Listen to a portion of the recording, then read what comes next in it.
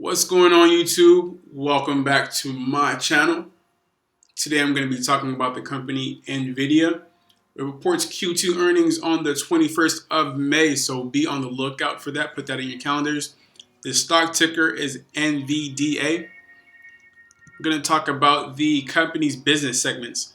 So the company is advancing AI technology into self-driving cars, so fully autonomous cars. That's what it's working on with a lot of car dealers.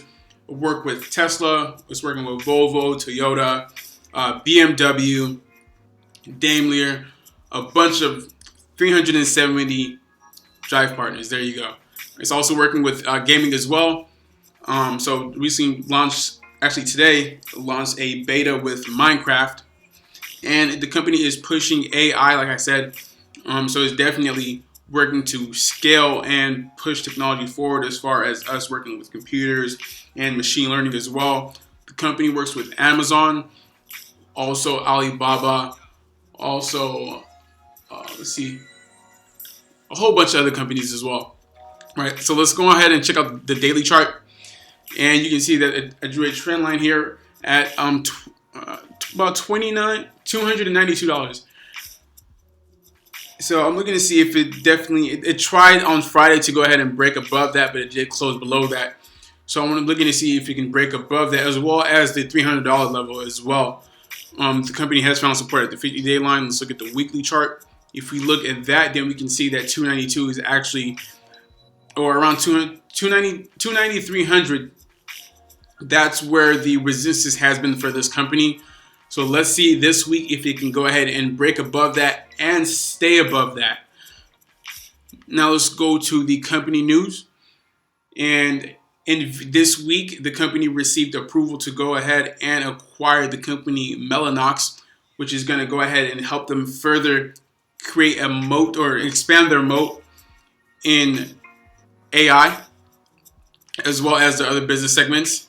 Also, the company last year partnered with Red Hat to bring high-performance software to the 5G telecom industry. And also last year, the company broke 8 AI performance records. So I'm telling you guys, this is a company to watch as far as technology and AI goes. They are just innovating like crazy. They're working with the healthcare industry as well, and also a whole bunch of other industries and companies, propelling them forward. All right, so let's now take a look at their financial statements. And we'll see for the 3-year annualized growth, the company has been growing revenue at 16.47%, operating income 13.68%, net income 18.84%. If we look at return on assets, about 18% as well, which is good. Return on equity, about 26%, which is great. And return on invested capital, which is 20%, which is great as well. So moving on to the income statement, we'll taking a look at revenues. And if you look at operating income for 2020 and also net income for 2020, the company actually there's been a decrease.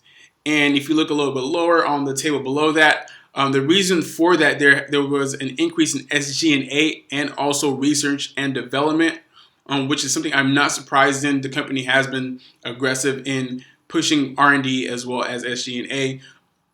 So looking to see how that works out in the future. But what I didn't point out, but if you guys take a look, is that what COGS, which is cost of goods and services, has been decreasing every year, right? So from 2011 to 2020, cost of goods sold has been decreasing every year, while the revenues, well, besides 2020, has been increasing. So that's definitely something to point out and take notice of. Moving on to the balance sheet. So taking a look at the quick ratio, 7, current ratio, 7.67, interest coverage, about 58, and debt to equity, about 0.22. All this means is how well is the company capitalized. There we go. That's what I was looking for. So the quick ratio and the current ratio and interest rate coverage means how many times over can the company cover its debt.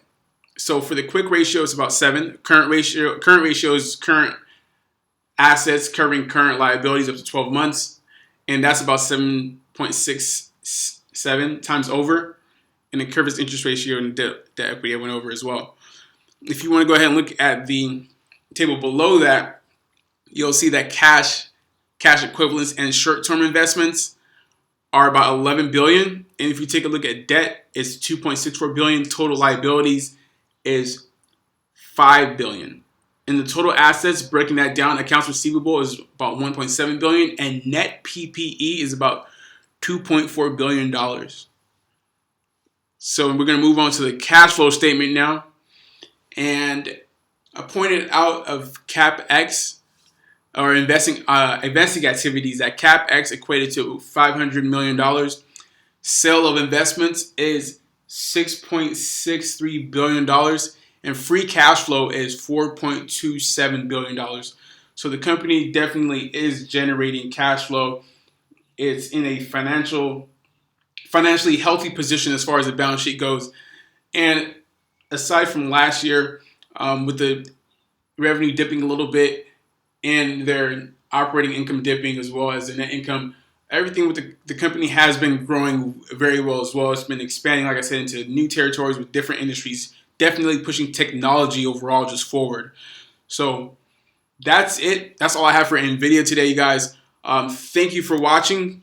Please like, comment, subscribe. It definitely helps with the channel and the YouTube algorithm, and just you guys commenting helps with me creating content for you guys, so I can go ahead and better help you guys analyze companies, or just help each other analyze companies and keep the channel growing.